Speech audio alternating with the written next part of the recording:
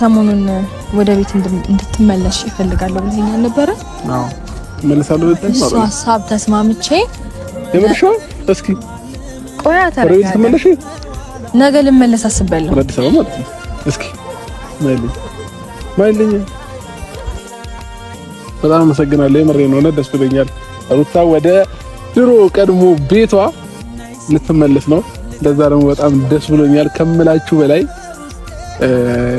ባባዬንም እንግዲህ ወደ ድሮ ቤታችን አይቶት አያውቅም። ያኔ እሑድ ላይ እያለ ነበር ያየው። አሁን ደግሞ በአካል ላይ ሆነ የድሮ ቤታችንን። ስለዚህ በቃ አሁን ሽርጉድ መባል አለበት ፋሚሊዎቼ። ሩታ ወደ ቤቷ ልትመለስ ስለሆነ ማለት ነው። ሰላም ሰላም፣ ውድና የተከበራችሁ ቤተሰቦቻችን እንዴት አመሻችሁልኝ? ደህና ናችሁ? እኛለን እግዚአብሔር ይመስገን። የእኔ ውዶች እንዴት ከረማችሁ? እንዴት አመሻችሁ? እንኳን ለገና ባለ 2018 በዓል በሰላም አደረሳችሁ። በያላችሁበት መልካም አመት በዓል እያልኩኝ ማለት ነው የእኔ ሸኳኮች። እኔ ከዚህ በፊት ምን ስል ነበረ? ሩታና አብርሃም እንደው መልካም ሩታና አብርሃም ይታረቃሉ ብለሽ ነው አሁንም ትሰክሽናለሽ እያላችሁ ነው። አሁንም ይገለባበጣሉ ማለት ነው። ምክንያቱም ዛሬ ቪዲዮ በሄርሜላ ቤት ተለቋል። እመጣለሁ ብላችኋል አይደለ? እመጣለሁ፣ አብረን እናሳልፋለን። ዞሮ በዓል እሺ አብረው ያሳልፉልን። ግን አሁንም ሄርሜላ ከህይወታችሁ እስካላወጡ ድረስ ምን አብርሃም ምን አልከሰከሰ? ዛሬ ከሄርሜላ ጋር የለቀቀው ቪዲዮ ለምን አስፈለገ? ምሳሌ ዛሬ ሩታ ወደ ቤቷ መለሳለሁ ብላችሁ ነው የለቀቀችው። ብላ ትሉን አላችሁ። ከዛ በኋላ በስርዓት መታችሁ ደግሞ እንትን ስንል ደግሞ ደስ ብሎን እናንተን ስንቀበል ደግሞ አይ በእኛ ላይ እንዳትገቡ ምናምን ብላችሁም ደግሞ ትሰክሱን አላችሁ። እኛ እኮ ግራ ነው ያስገባችሁን፣ ግራ ማለት ነው። እውነት ለመናገር በጣም ነው ደስ ያለኝ። ማርያምን ነው የምላችሁ አብራችሁ በመሆን በጣም እና እንኳንም በሰላም መጣችሁ።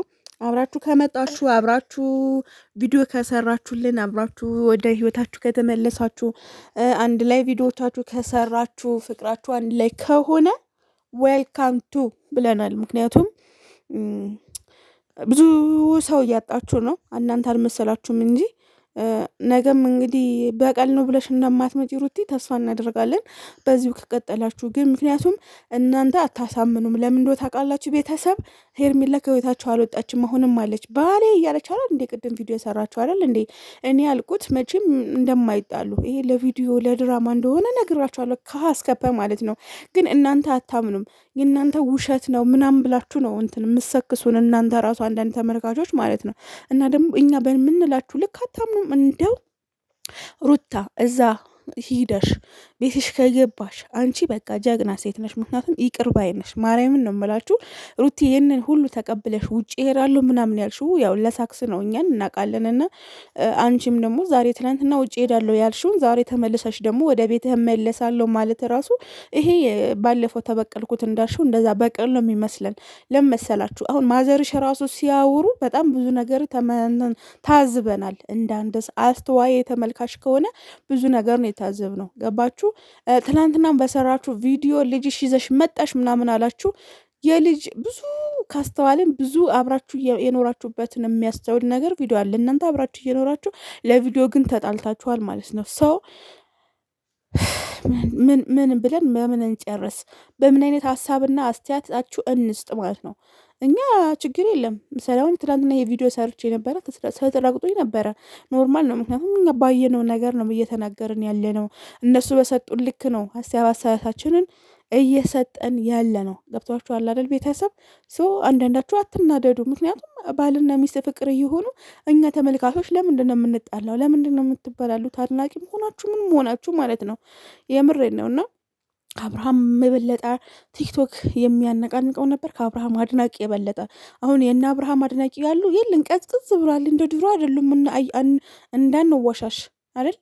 ሰው ያ ምንድን ነው በቃ ይሄንን ድርጊቱን ሁላችንም አልወደድነውም። በቃ ለምን ፍቅር እንደሆነ በፍቅር እንድመጣ በፍቅር ይጨርስ። በፍቅር ሩታን እንትን ህዝቡን እንዲወዳት እንዳደረገች በፍቅር ይለቅ የሚል አስተሳሰብ የሁሉም ስላለው ማለት ነው። ሰው እኔ አቡነ አብርሃም ሲሰደብ ደስ አይለኝም። ሩቲም ስትሰደብ እንደዛ ደስ አይለኝም። ግን አሁን እንደዚህ ሲመጡ ምናምን በጣም ብዙ አብርሃም በጣም ጥሩ ጎን አለው። ደሃን ይረዳል።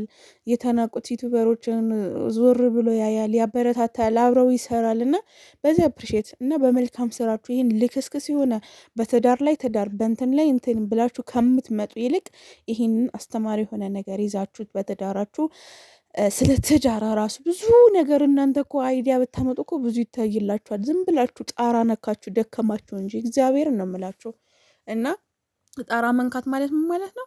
ይታይልኛል ብሎ መሮጥ እንዴ! አንተና ሚስት እኮ ብትሰራ እኮ ፈሳችሁ ብትፈሱ እኮ ይታይላችኋል። ትቀልዳላችሁ እንዴ? ለማንኛውም እንወዳችኋለን። በፍቅር ኑሩ። መልካም በዓል። ይመቻችሁ።